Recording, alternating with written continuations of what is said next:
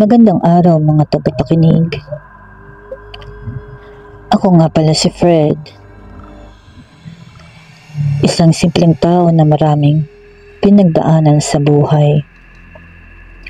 Gusto kong ibahagi sa inyo ang isa sa mga pinakakakaibang karanasan ko. Yung tipong hindi mo gugustuhin maulit, pero hindi mo rin malilimutan. Sana ay magustuhan nyo ang kwento ko kahit medyo masalimuot.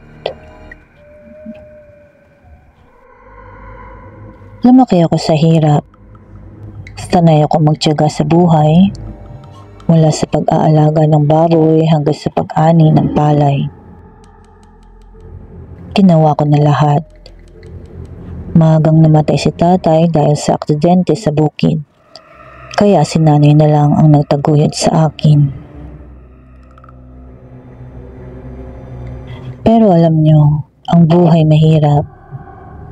Hindi laging patas. Muling nag-asawa si nanay at ang napangasawa niya, ewan ko ba kung malas lang talaga kami. Mapang-abuso, laging lasing at walang ginawa kundi guluhin ang buhay namin. Isang gabi, hindi ko na kinaya. Nasasaktan na naman niya si nanay, lumaban ako. Hindi ko nasasabihin ng detalye pero sa dulo, ako ang nasabit. Minor pa ako noon, kaya sa halip na sa kulungan, dinala ako sa ampunan. Sa ampunan, natutunan ko kung paano magtiwala kahit mahirap itong gawin. Matapos ang ilang taon, nakalaya ako. Pero ang unang balita sa akin pag-uwi, pumanaw na si nanay dahil sa sakit. Walang nakapagpaalam sa akin. Ang hirap tanggapin. Nagtrabaho ako bilang tagalinis ng kalsada at tabing ilog sa ilalim ng programa ng barangay. Simpleng trabaho lang, linis dito, walis doon. Okay naman kahit mababa ang kita, sapat na rin. Pero minsan umuwi ako galing trabaho at sa hindi ko inaasahang pagkakataon, may mga adik na nangusunada sa akin. Kinuha ang pera ko, sinaktan ako at may bote pang ipinukpok sa ulo ko. Iniwan nila akong duguan sa tambakan ng basura. Akala nila siguro patay na ako. Buti na lang may tumulong sa akin. Si Heidi, isang tindera ng gulay na halos kaedad ko lang. Siya ang nag-alaga sa akin hanggang gumaling ako. Doon nagsimula ang pagkakaibigan namin. Nagkalaunan na uwi sa mas malalim na koneksyon. Pero bago yun, meron pang mga kwentong magpapakilabot sa inyo. Isang araw, grabe ang buhos ng ulan at mabilis ang pagtaas ng tubig sa ilog. Habang naglilinis ako sa tabi ng tulay, narinig ko ang sigaw ng mga tao. May bata raw na nalunod. Pero sa lakas ng agos, wala na silang nagawa. Ang bigat ng pakiramdam ko noon. Hindi ko makalimutan ang eksena. Mula noon, parang lagi akong sinusundan ng alaalang iyon.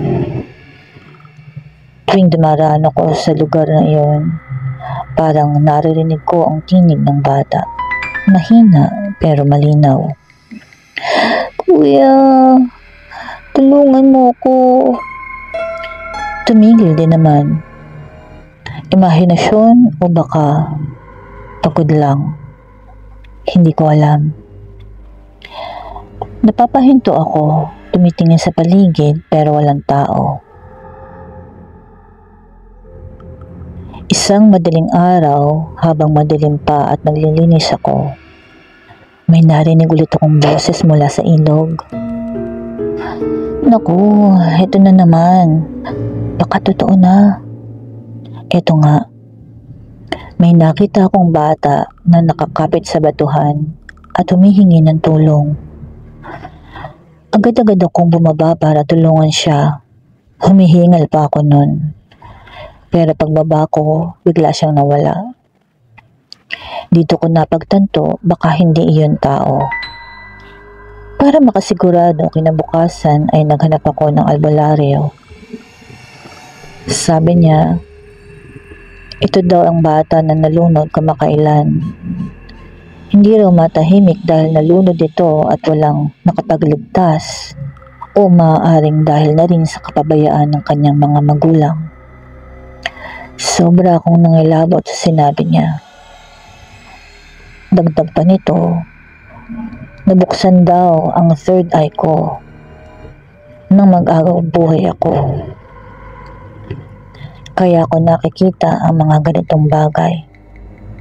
Hindi ko alam kung matatakot ako o mawiwirduhan sa narinig. Hindi ako masyadong kumbinsido. Yun ang akala ko.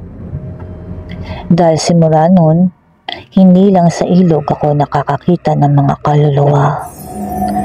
Sa kalsada, sa jeep, kahit saan, may mga kaluluwang nagpapakita. Minsan sa biyahe, pauwi, may biglang umupo sa tabi ko. Isang babaeng duguan. Tumitig lang siya sa akin. At bago pa ako makapagsalita, nawala na siya. Grabe, creepy. Noong una hindi ko pa matukoy kung buhay ba o kaluluwa ang nakikita ko. Basta kapag umiiksena ng kakaiba, doon ko palang nalalaman ang totoo.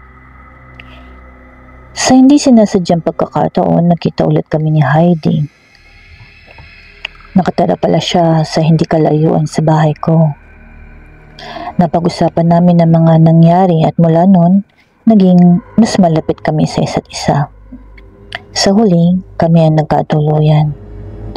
Para kaming ulila kaya para na rin kami nagkaroon ng sariling pamilya. Ngayon, meron na kaming 2 anak at masayang namumuhay sa dissenting apartment na inuupahan namin. Nagbebenta kami ng sapatos at segunda manong damit online. Medyo okay naman ang kita at kahit may third eye pa rin ako, natutunan ko na itong i-handle. Hanggang dito na lang ang kwento ko. Sana'y nagsilbing aral ito sa inyo na hindi lahat ng bagay sa mundo ay madaling ipaliwanag. At minsan, ang mga bagay na kinatatakutan natin ang sadyang nagdadala ng pagbabago sa buhay natin. Maraming salamat mga ka-mystery at ingat kayo palagi.